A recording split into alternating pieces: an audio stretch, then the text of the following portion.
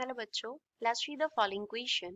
Following question में हमें directions दिए हैं जिसमें बोला है question contain two statement. Question में टू स्टेटमेंट्स हैं, one is assertion, second is reason. एक हमें असर्शन दिया है, दूसरा हमें रीजन दिया है।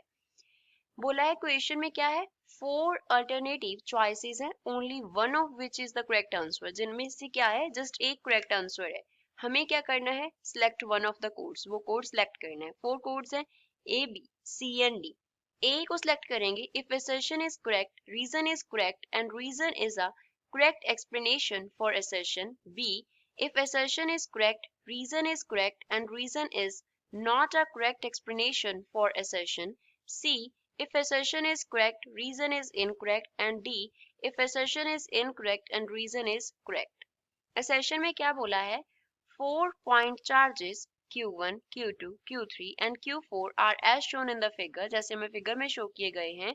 The flux over the shown Gaussian surface depends only on charges Q1 and Q2।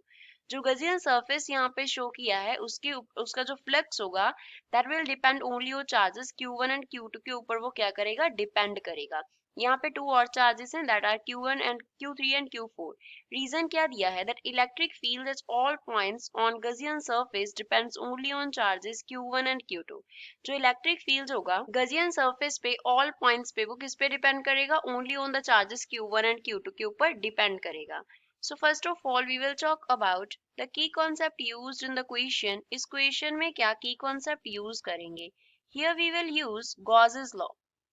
Gauss's law, according to Gauss's law जो इंटीग्रेशन होता है किसका, इलेक्ट्रिक फील्ड का ओवर अ क्लोज्ड सरफेस, वो इक्वल होता है किसके, Q बाय एप्सिलॉन नॉट के।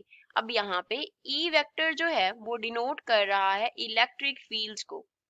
E vector denotes electric field, charge Q denote करता है चार्ज को। ये होता है charge enclosed by the surface, surface के इनसाइड कितना चार्ज है।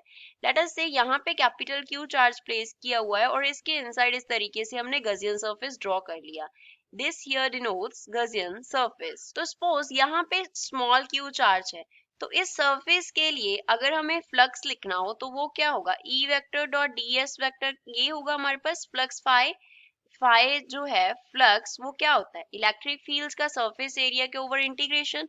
वो किसके इक्वल होगा, यहाँ पे टू चार्जेस हैं, capital Q and small q, लेकिन इनसाइड जो चार्ज है जो सरफेस ने इंक्लोज किया हुआ है that is only capital Q।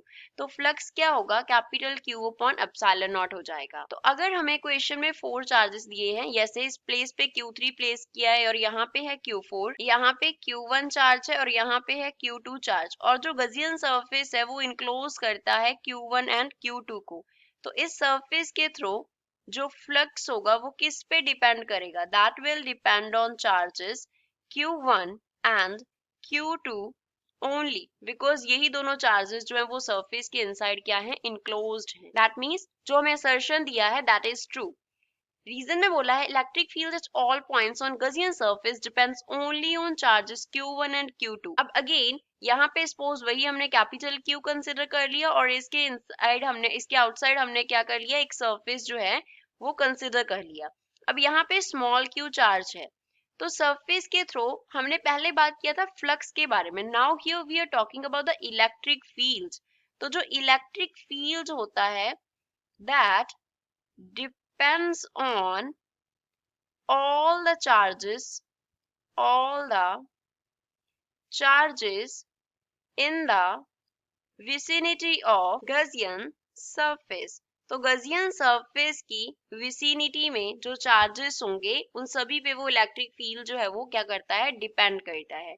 तो सरफेस के थ्रू जो इलेक्ट्रिक फील्ड होगा वो डिपेंड करेगा कैपिटल Q पे भी एंड स्मॉल Q पे भी डिपेंड करेगा। तो यहाँ पे अगर Gaussian सरफेस के around Q3 and Q4 charges present है, ऑल्दो वो सरफेस के आउटसाइड है लेकिन उसकी विसिनिटी में तो प्रेजेंट है, उसके अराउंड तो प्रेजेंट है, तो उन पे भी इलेक्ट्रिक फील्ड क्या करेगा, डिपेंड करेगा, which means reason is incorrect. तो करेक्ट कोड कौन सा है, C is the correct code। Assertion is correct but reason is incorrect। I hope you understood well. Thanks.